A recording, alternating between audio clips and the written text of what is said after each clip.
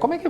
Primeiro, vamos dar uma avaliada aí, queria que você fizesse uma avaliação de mercado hoje, com relação a essa guerra, o que tem mudado, o que mudou em relação entre ontem e hoje, o que você pode trazer aí que você fale que, olha, realmente mudou ou não, continua na mesma? Eu acho que continua na mesma. De um lado, tem uma declaração do ministro das Relações Exteriores da Ucrânia dizendo que as negociações estão avançando.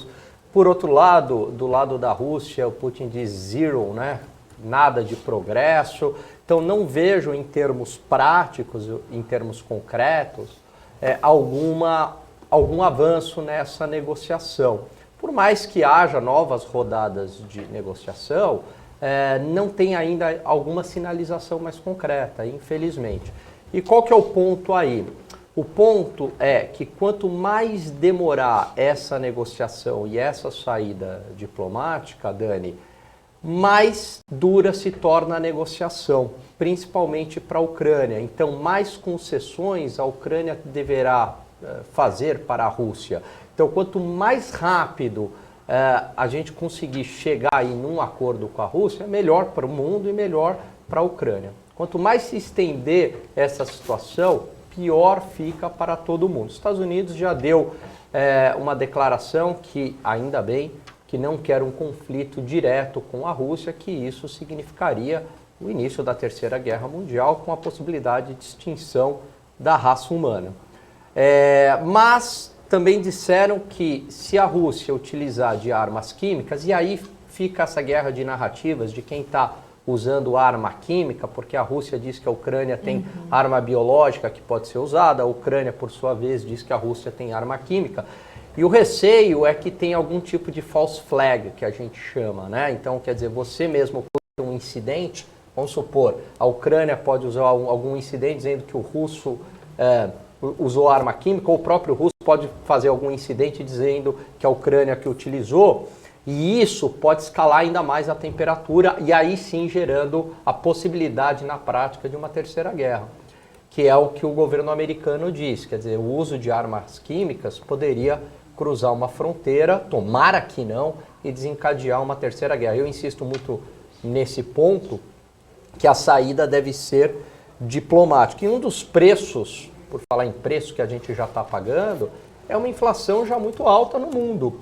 Vamos lembrar, filas de combustíveis em todo o Brasil, hoje saiu o dado de inflação acima do esperado, e o pior, Hanna, sem ter captado ainda os efeitos dos gargalos de produção trazidos por essa guerra, pela alta do preço do petróleo. Ainda não foi sentido isso nesse IPCA. Mas o próximo índice de inflação já vai trazer isso daí. Quando a gente fala em inflação, a gente sente no bolso. É um empobrecimento, infelizmente, de toda a população, não só no Brasil, mas mundial. Você estava falando exatamente a mesma coisa que o Cabral falou agora há pouco aqui pra gente. Ele falou, ó, isso que a gente está sentindo não vai ser sentido agora, num primeiro momento, mas logo, logo vai ser sentido e vai ser sentido de uma forma um pouco pior, né? Com certeza. Eu lembro que no início da pandemia, eu até tinha escrito na época um tweet falando o seguinte, quais serão as consequências? E até me estranhou, porque assim, aquelas consequências não vieram imediatamente. Falou, não, tem alguma coisa que está estranha, essa recuperação em V está muito rápida. E aí, a fatura chegou, só com um pouco de atraso.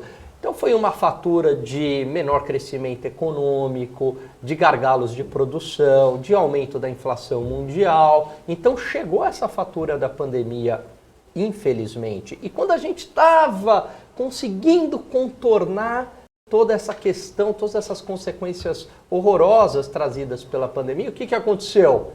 Veio esse conflito, veio essa guerra aí entre Rússia e Ucrânia. E nós iremos sentir este efeito cedo ou tarde.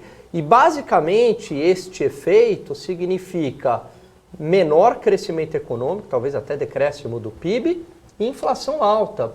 Então é um menor crescimento da economia mundial e uma inflação alta na economia mundial. E quando a gente fala isso, não é um papo elitista, Dani, não é um papo, economia é uma outra coisa à parte. Não, economia é a nossa vida diária. Porque eu faço compras no supermercado, eu abasteço o meu carro, eu preciso do meu emprego para pagar as contas. Então, menos crescimento econômico é menos emprego para as pessoas.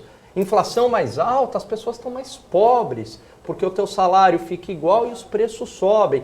Então, essas consequências, infelizmente, é certo isso, nós iremos pagar. E quanto mais esse conflito avançar, mais essas consequências econômicas serão mais severas.